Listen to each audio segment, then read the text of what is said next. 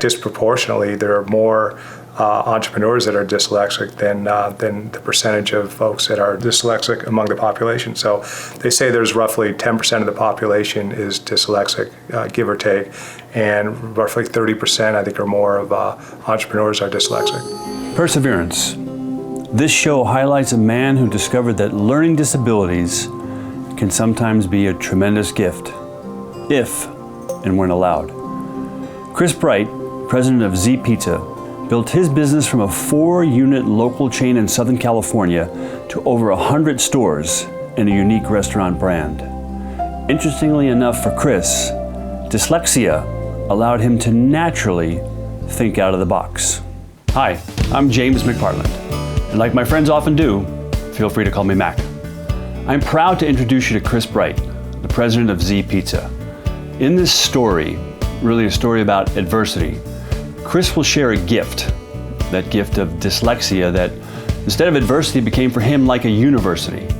What could be perceived as a weakness by most was actually a strength, and all that was subject to the power of interpretation, influenced greatly by his parents. Chris Bright amplifies the fact that this gift, if interpreted properly or reinterpreted, actually turned out to be one of the best things that ever happened to him. Now please allow this story and the story of Chris and his journey to serve you. An opportunity for you to recognize your own gifts, to look at your life, to look at what you have and recognize that you yourself, like Chris, have the power to make a difference, to put a dent in the universe. Of the choices made by humanity, to share one's gifts may well be the most surprising route to happiness and success. Gifts given and gifts received, each requiring a unique perspective to an opening where we find the opportunity of wonder. We bring you now on a journey with those who have discovered how to unlock the power of their unopened gifts. Now, as Chris's story unfolds, we learn a couple things. One, that in a learning situation, a learning disability can actually put a child in harm's way. You know, the need to have a champion or somebody by your side is so important, or as Chris would say, you could crash and burn. Now, Chris's father had dyslexia, but what was interesting about Chris's upbringing, when he was told he was special and unique, he didn't view that as a setback. He had a support squad in his mother and father that told him, yes, he was unique and yes, he was special, but he viewed that as an advantage and not a disadvantage, fundamentally making all the difference in Chris's life. When you're in a learning environment, you have a learning disability, you're in harm's way. You know, and so having a parent or someone who's your champion to help you through those embarrassing moments is absolutely critical, because that's a time when you will crash and burn and lose all confidence, or you'll just pick yourself up and keep working it. But Dad was dyslexic, so he walked a mile in my shoes in a different environment. But the mom was especially nurturing because she's mom, and that's the way my mom always was. It was always family first. And so growing up with that safety net around me was very beneficial. You know, as Chris's story illustrates so vividly, you know, life is an interpretation. It's never what happens to you or a label that's placed on you, in his case, dyslexic. It's the meaning that you give it. In Chris's case, his parents gave it an empowering meaning, gave him a story, conditioned him to see his life, yes, as special. But in Chris's case, the special meant opportunity. It didn't mean setback, it didn't mean difficulty. It meant he was given something unique with which to put a dent in the universe. And as you learn in this show, Chris certainly does.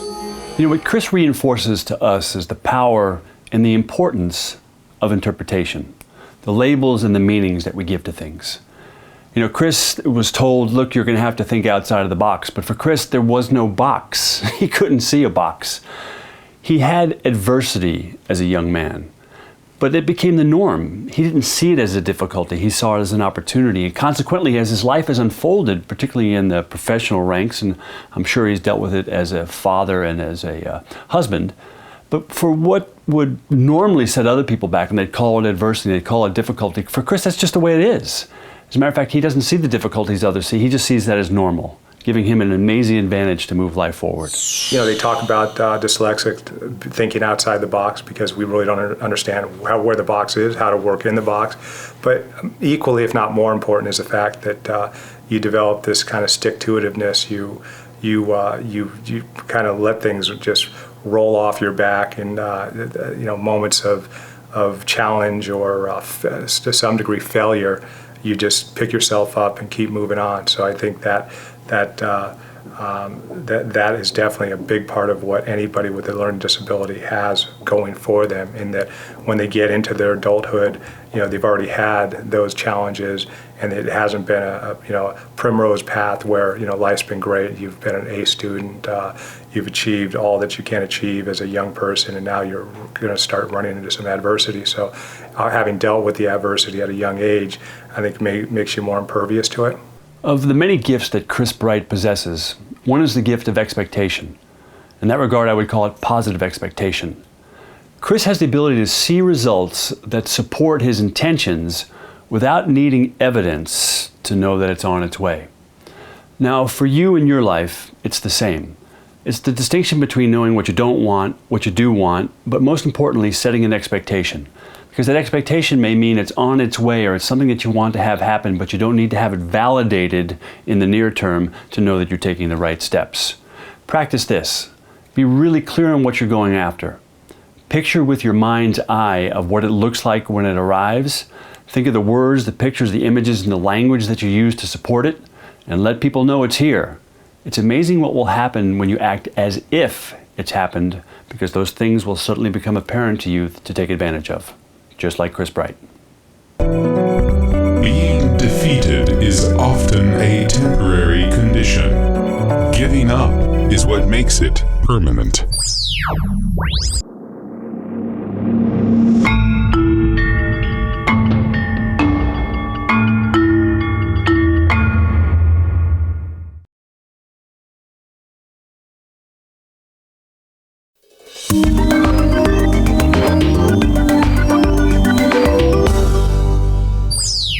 Mastery is a very interesting concept.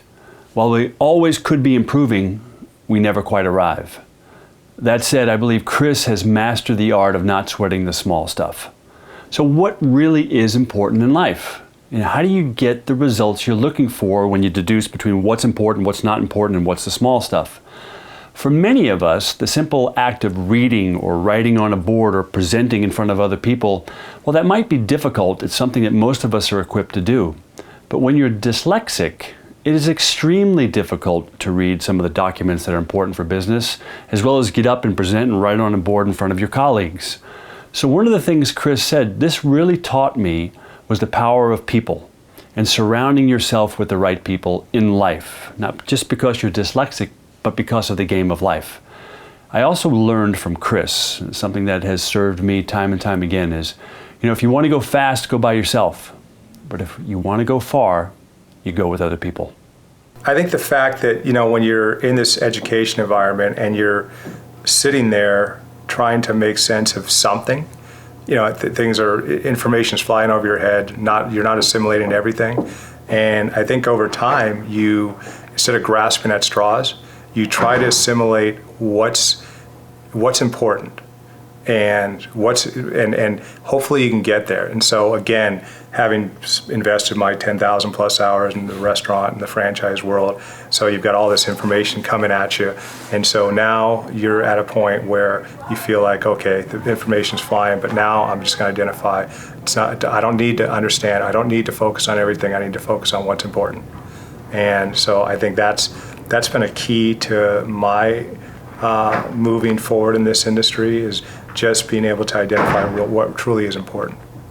And part of that probably does come from the fact that I'm dyslexic. So here you are, all used to the fact that there's going to be a lot of information flowing through that you're not going to get. I don't dwell on the small stuff. I'm not good at dwelling on the small stuff. So I've had the good fortune of being around some really good people that really take up the slack and inspire me and are better than me in a lot of ways. And so for me, it's always been finding the smarter people and working with them and having more of a team approach, a flat organization structure, so that we're all contributing. Everyone's voice counts, and so that's really helped to give me a sense of freedom and a sense of confidence within the team. So that as other things, there are other things out there beyond the ZPizza. It's freed me up to really pursue at this point in time other opportunities beyond ZPizza that the team that I've been so fortunate to work with can be part of. So I feel like that's something that I need to do to benefit them, is to go find those other additional opportunities where they can start to flourish as leaders themselves. What you're hearing a lot in the words, the pictures, and images that come across from Chris is the power of leverage, and how less is actually more. Perhaps because he was not able to, it turned into be a strength for him. He was able to deduce, or is able to deduce, the 2 or 3 most important things that are going on, whether it be in a document, in a conversation, in a business plan. He looks for leverage. What are the fundamental 2 or 3 things that are going to make a difference? He also looks at what he's not good at, or perhaps is not well gifted at, and surrounds himself with the people that can fill in the spaces that are required in order for him and his team to move forward, to take him to that intended destination based on those 2 or 3 leverage items. Now, how you can apply this in your own life is consider the following question. What are you best in the world at? What's your unique gift? What's your talent? What's your strength? What might have been sort of a difficulty, a setback, some label that perhaps you have used in a disempowering way? What could be used in that regard to serve you? Where is it that you're not strong? Who can you surround yourself with? What are the 2 or 3 things that are sort of the leverage items for you to get where you want to go with a team you want to take you there? And how do you keep it simple? Perhaps because he had to, Chris had to keep things simple. And what that gave him was also the strength and the power of focus. Those 2 or 3 things, with everything else going on, it gave him leverage, gave him time efficiency, gave him focus, gave him detail, and gave him the powerful results you see today. First off, I'm left-handed and I'm dyslexic. And so when you're told to go up on the board and write, and that is just, even today, tell me to have me get up on a board, on a whiteboard and jot down strategy or thoughts or what have you. It's still something that I am not good at, and so that's something I try to avoid at all costs. As a student, public speaking, terrible. I hated public speaking. I was terrible at it. I mean, I was the guy who would rather have been in the coffin than be giving the eulogy. A self-important man knows everything. A wise one, everybody. So something that really comes screaming through as I listen to Chris and as I've gotten to know him through the course of time is the power of focus. What you focus on expands. So Chris didn't focus on what he couldn't do. He didn't focus on the fact that he couldn't get in front of a whiteboard and present. He didn't focus on the fact that he would have a difficult time reading. He didn't focus on the fact that he didn't like to do speaking. He focused on what his strengths were and what he was best in the world at and how he could surround himself with people that could fill the gaps. So I've heard it said, and I've seen it happen time and time again, and Chris's story amplifies it. Where your thoughts go, energy flows. So what about your life? What about your dreams, goals, desires? As we film this today, this happens to be January, right? New Year's resolution time. This is the year we're going to set the world on fire. As Chris was overcoming his obstacles, and as we overcome our obstacles, I've learned that what's wrong in life is always available, but so is what's right. What you want to consider now is, what are you going after? Who are the people that are going to help you get there? What are the words, pictures, and images in your mind? Where are your thoughts taking you? That's the key action, because that will drive the new habits and behaviors to drive the results and propel you towards your goals. Think about your focus. It'll make a fundamental difference in the outcomes of your life. What Chris has stimulated a lot of thought around was the power of a peer group. Who you're around is who you become. And with that group, the people that you associate with, transparency and authenticity is everything. Also, to be unafraid to share your passion. And one of the best definitions I've ever heard of passion is being willing to suffer most for what you truly love. Chris also has an amazing gift of understanding his audience, and that audience could be whether it's his client, his employees, his colleagues, or even his family. He knows the audience he's playing to, if you will. Chris seeks the truth, and that's one of the greatest gifts you can give to another person. And he's also built an amazing support squad, those folks that he can go to when times are difficult to help propel him to continue to move forward. Let's learn more about that. First off, you've got to look within yourself is what it is you're seeking to do. Are you passionate about it? Because if you're passionate about what it is you're seeking to do, then you'll be curious and you'll want to continue to strive to gain as much insight, and as much knowledge, and as much capability as you can. But then it really comes down to building the right team around yourself. That's not necessarily starting off hiring a bunch of people, but associating yourself with the right people, mentors, just peers, folks that can help you think through what it is you're about to take on, and to help hone your strategy and make you the best you can be. And we in the E-Village, for example, spending time with you in the E-Village in Chapman, you see that some of these young people, they have completely different approaches. Some will come in brash and full of all of the answers, when in fact they don't have all the answers. And some will be basically an open book and open up their kimono and just ask you to pick apart their strategy. And I think that tends to be, from my perspective, the right approach is, don't be so defensive. Don't be the one who feels like you have all the answers. It's an interesting a dichotomy in the sense that we, as an entrepreneur, especially as an entrepreneur that has to go out and raise money, you have to be the one with all the answers. You have to be able to defend, what your vision is and what your idea is, what your concept is. You can't look vulnerable. You can't look weak in that environment. But then you have to be able to turn that off, I think, and really interact with peers and mentors and open up to them and let them help you to hone your thoughts and strategy and your business model to make it better and to hopefully make it successful.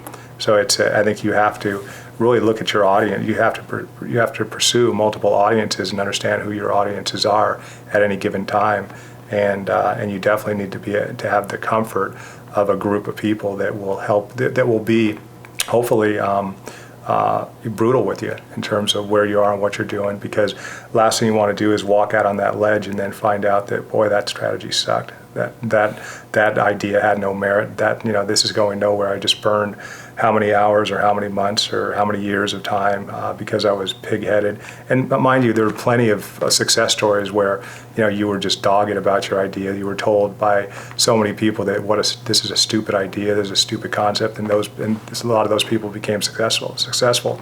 But I would imagine that there are plenty of folks out there that had a stupid idea and pursued it to the all the way into the ground and didn't realize how bad of an idea it was until they finally woke up one morning with no money in their pocket and no opportunity, and 10 years had gotten behind them. There is a huge opportunity to be able to hone your strategy and thoughts and ideas by associating yourself with a group of people that can become your comfort zone, if you will. Talent wins games, but teamwork and intelligence wins championships. What really comes searing through this entire discussion with Chris is the word passion. One of the best definitions I've ever heard of passion is a willingness to suffer for what you love most. And it's not as if Chris is suffering, it's just you tend to push past things that might slow you down otherwise if it wasn't something that you really were passionate about. Chris is also curious, and that is a powerful distinction. There is a difference between a learning mentality and a knowledge mentality. There are many that believe I've got to have all the answers or I have to know everything, and Chris has demonstrated time and time again the gift of having this learning mentality, this curiosity about what it takes to raise your game. And he has people around him that he's open to learn from, which is an amazing gift in and of itself. Whether those are the people that he hires or the people that he associates with, he's always looking to raise his game. In turn, he gives that gift to other people by virtue of who he is as a person. We have blind spots. The biggest part of what goes on in our life is what we don't know. And Chris is very open and demonstrates it, and I learn from him. Those blind spots can blindside you unless you're open to learn new things. Confidence is really important. He talked about that as a guy who's raising money or out there trying to bring in franchisers. And same token, you don't want to have all the answers because people want to contribute. So he has this confidence curiosity model that serves him really well. And he surrounds himself with people constantly, and that continues to come out in this discussion with him as those people will help him raise his game by tapping his potential. So what does all this mean for you, right? So what I think it means for you is consider, what is it that you're passionate about? What is it that you're willing to suffer for, to endure, to push past things that might otherwise slow you down? And are you open to learning? That's the key. You don't have to have all the answers. The guy who had all the answers got nailed to a cross, and it's not really clear if he had all the answers. And do you surround yourself with people who are going to really, really stimulate you to grow? I've heard it said, and perhaps you have in some sort of similar vernacular, is you're the sum total of the 5 people you spend the most time with. So as you look at the people in your world, you have to ask yourself, how are they influencing you? What's becoming contagious by virtue of how you spend time with them? What's rubbing off? And in turn, how are you rubbing off on them? It's passion, it's people, it's focus, and it's that squad you have around you to help you raise your game to unlock your potential. That's how you put a dent in the universe. As it comes to learning, I think I can simplify what I get from Chris. Don't be a follower, be a student. And no matter what the event is or the person that shows up in your life, whatever meaning you apply to it is going to give you the course of action that you take. One of the great questions to ask is, what am I to learn from this experience or from this person that I can use to serve me going forward? And this is the power of interpretation. We thought about it, and also the power of curiosity. Chris has a great ability to ask thought-provoking questions, open-ended questions that stimulate conversations such that we can reach inside of the potential bank and find out what the potential is of an organization, of a person, of a concept, and of a business plan. 10,000 hours. Now that seems like a long time. Chris is going to speak about this, and I was really curious about it. Now, having read some things about it, and I really come to understand it from this perspective. When we see a great piece of art or an amazing stage performance, or perhaps we listen to a band or a musician who's just powerful, and we look at that individual and we tend to compare ourselves or compare others to them at their best, or that piece of art at their best. What we do not tend to see is what happens that led that person to that particular brilliant performance or outcome. Thousands and thousands of hours of pounding on one's craft to do what they have been gifted to do. So while many says it comes naturally, yeah, naturally after you work really hard to develop it. I'm a student. I'm a student within the franchise business. I'm a student within the restaurant world. So I'm constantly learning. I think having that curiosity, just like anybody who is going to do a good job at something, you have to have that curiosity in order to excel or to be good at something. If I wasn't curious about, if I didn't have continuous curiosity about the restaurant world and why something worked, why something doesn't work, with the restaurants and the franchise world, I probably wouldn't be here or shouldn't be here. And so, you look at the outliers, the 10,000 hour theory, that resonates very well to me. The idea that, once you hit 10,000 hours, you can achieve some form of mastery. And so, I feel like in terms of confidence, I've put my 10,000 hours plus into the restaurant and the franchise world, and I'm busy trying to, to hone those skills and to become better and to ultimately develop more predictability in the outcomes that we're seeking within this business, so that those skills can be translated or brought into another business that my team can be part of within the restaurant and franchise world. One of the great things to recognize from Chris's life lessons, which he shares with us, is, you already know what you know. What you don't know is the largest opportunity for all of us, right? Like I said, in the pursuit of mastery, you never arrive. And Chris's pursuit of education or knowledge or wisdom in all areas of life, particularly his business, is a place where he has a constant thirst for knowledge. Now, his learning comes from many places. I'm aware of the people he associates with, the courses that he's taken, the books that he reads. But one of the greatest practices Chris has, and how I think he learns the most, is sort of this management by walking around concept, where he's out in the field with his people, with his customers, observing, looking at competition, looking at other businesses, poking around to see what he can learn, so that the courses and the books and the people he talks to, when the rubber meets the road, sort of have that contrast of, is this really how it is when it's out there in practical application? So what does it mean for you, right? We hear this great story and I can take an action on this. If you come back to ask yourself, what is it you're going after, right? What is that passion? What's that goal? What's that end game? What's that result? If you looked at the gap of knowledge, which we all have, what's the area or areas you say, wow, if I really fine-tune this space, if I acquired this knowledge, if I leveraged this, if I found resources to help me in this area, boy, it could really accelerate my quest or my journey or the passionate pursuit of this goal or end game I have, whether that's business or family or whatever it may be. And also when you look at what it is about that knowledge that you acquire, like it is with Chris, when the rubber meets the road, power of knowledge is only potential power unless you go out and employ it. What you've got to do is use that power, learn from that experience. The continue learning is what's working, what's not working, modify the course, give it an empowering meaning, and move forward. From Chris Bright, we learn these valuable lessons. Let's take advantage of it. I believe if you were to ask Chris what one of the special things he enjoys most about his life, I believe he would tell you it's when someone asks him a question about life and business or seeks his advice, particularly when that's a young person. Now that's a transaction that Chris takes very, very seriously. And what's interesting is you can't give something away unless you own it, but you don't get to keep it unless you give it away. Chris Bright has a servant's heart. And one of the things that really strikes curiosity inside of Chris is to understand a young person, or for that matter, any person's why.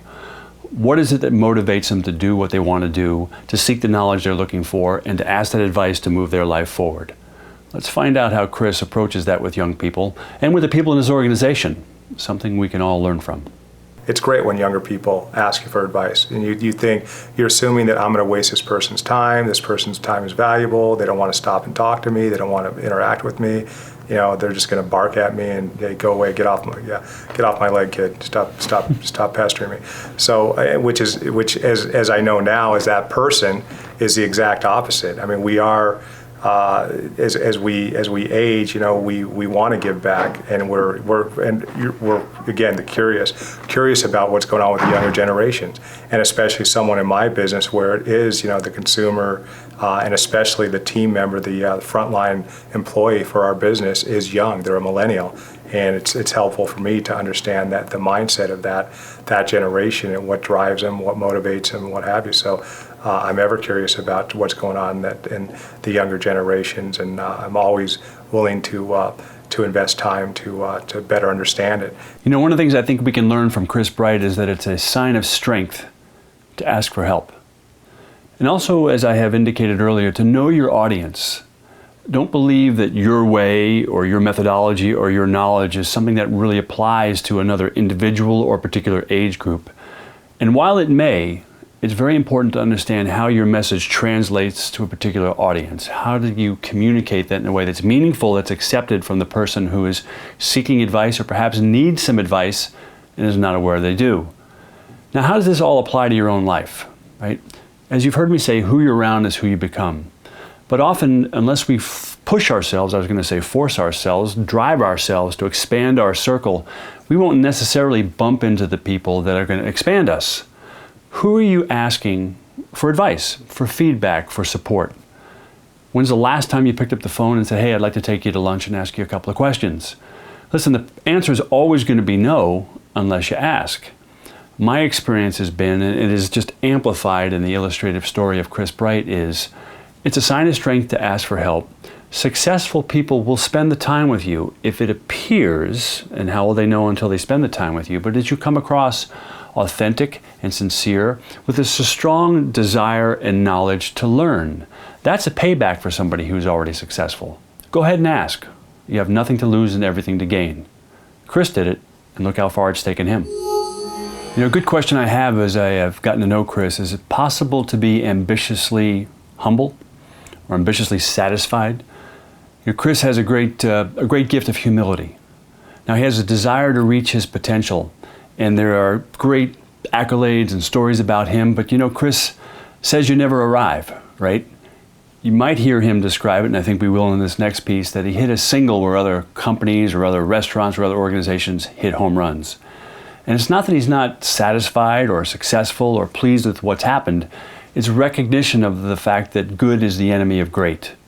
And in life, you're either growing or dying. Nothing stays the same. And what Chris has demonstrated, a very unique ability, is to have this level of a presence about him and this appreciation for where he's arrived, but a sense that there's more inside of him that he's to do with the gifts he's been given to help the people in his organization self-actualize and go on to do great things in their life. Therefore, to continue to give advice to those that want to find out how to play the game of life and to do the things that he's been put on this earth to do. I am inspired by Chris all the time. Let's watch. And so here I am with a almost 100-unit chain, and that to me is I didn't hit a home run doing that. I basically hit a single. So I look at the counterpart, one of the brands that we represented early on, Five Guys Burgers and Fries. And I always make this comparison. Here we started off about the same time as that brand. That brand is about 1,000 units now. We're almost 100. That's mediocrity to me. So here, I think we could do better. And so there's always a comparison. There's always someone who has done a heck of a lot better than I have, than we have. And so I look at the future opportunity to do better and to continue to grow the business with the team around us. And so I don't see that we're a raving success, if you will. I see that we've done okay. But we've stumbled here and there, but we're getting better. I'm getting better, and so I don't see that. Maybe there are folks that are just coming up in the business and think, "Wow, you're about 100 units. What a great achievement." I just don't see it that way. I see that we've had success, we've had some failure, but we haven't hit it out of the park. And I'm always trying to figure out what levers, we all talk about the levers in business, how, especially when you have a unit model like a restaurant or a retail location, what levers can you develop that are going to make success predictable. So when we go open up the next 20, 25 locations, we can predictably say those locations will all do well because we've chosen the right real estate. We've got the right franchisee on board. We've trained them the correct way. And we've got the right marketing muscle behind the brand and behind them to let them thrive and continue to build sales week after week, year after year. So there's, I look at things. I guess everything's relative. People who are unable to motivate themselves must be content with mediocrity, no matter how impressive their other talents.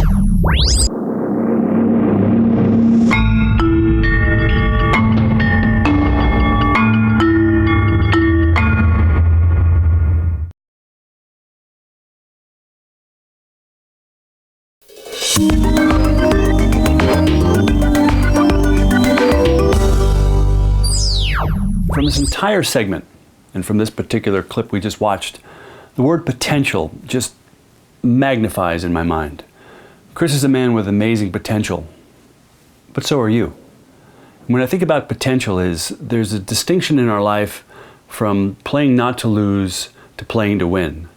Now, you heard Chris talk about, well, I was at 100 and this other company's at 1,000. That doesn't mean he was playing not to lose, but it has him question, am I tapping my full potential? Are my people tapping their full potential? And are we playing to win? Only he, over time, will have the answer to that question, but that question is thought-provoking, and we talked earlier about the power of questions. I also think it's important to recognize as you get in life what you tolerate. So as you look around your life and you look around your associations and the areas of your business, if there are things going on that perhaps you like, maybe there's a tolerance there on great things, but more often than not, there are things that you don't like. If we tolerate them, they're likely to stay right where they are.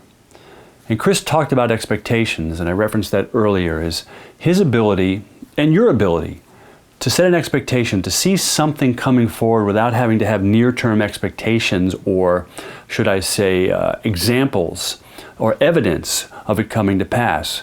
It's conviction and passion in what you're looking to have unfold in your life, whereby which the words, pictures, and images you use in your mind, you use in your everyday demeanor, will illustrate to you what you expect to happen, and you step into that. It's not so much fake it till you make it, as much as is believe it before you see it, right? And Chris also talked about leverage and the 2 or 3 things that would make a fundamental difference. He called it levers, right? So if you look at your own life and what are you best in the world at? What are you uniquely gifted at? That if you spent time polishing that diamond, what could it do in your life if you didn't have fear or a disempowering story or a belief or a meaning or a label that was holding you back? We all have those things.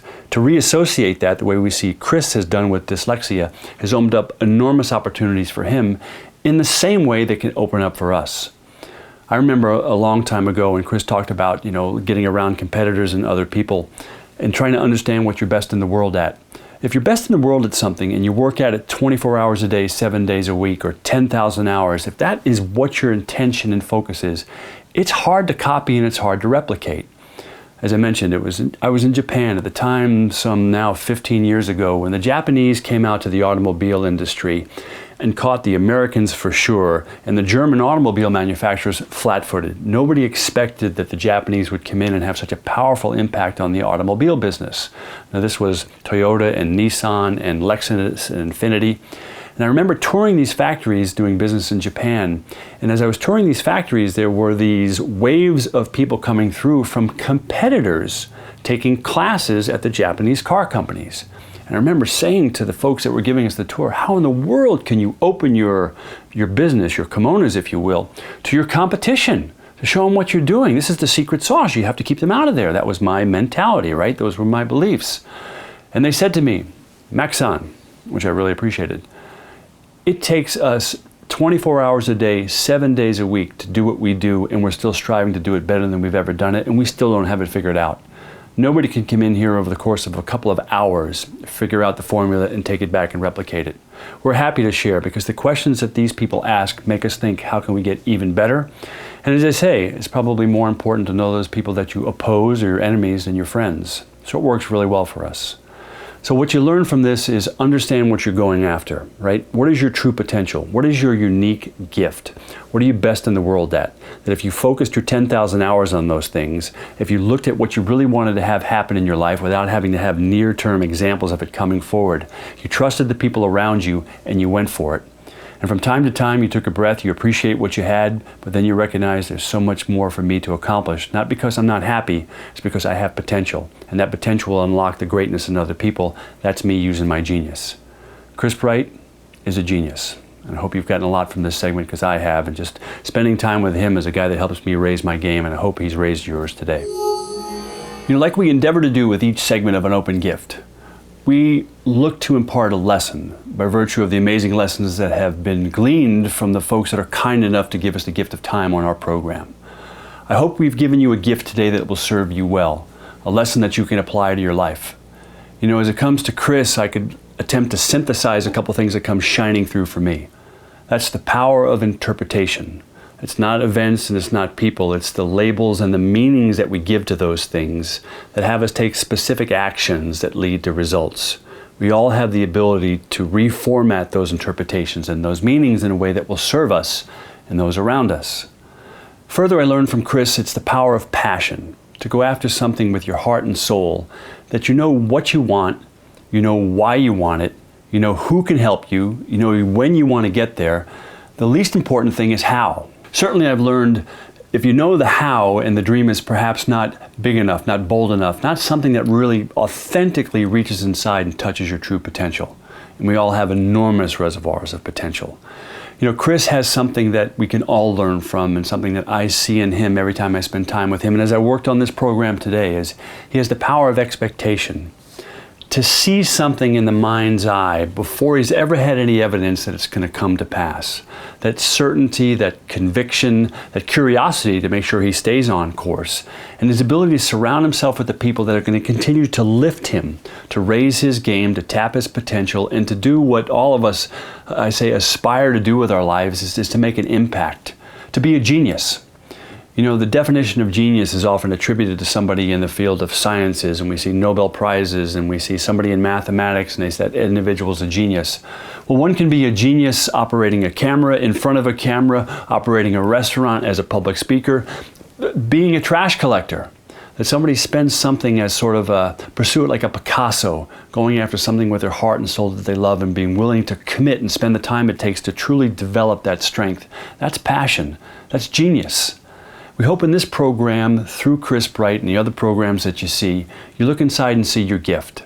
The one or two things that would make a fundamental difference to you unlocking that gift in your life, to make a difference in the lives of other people so that they can unlock their genius and their gift and do what they're supposed to do, so that collectively we put a dent in the universe.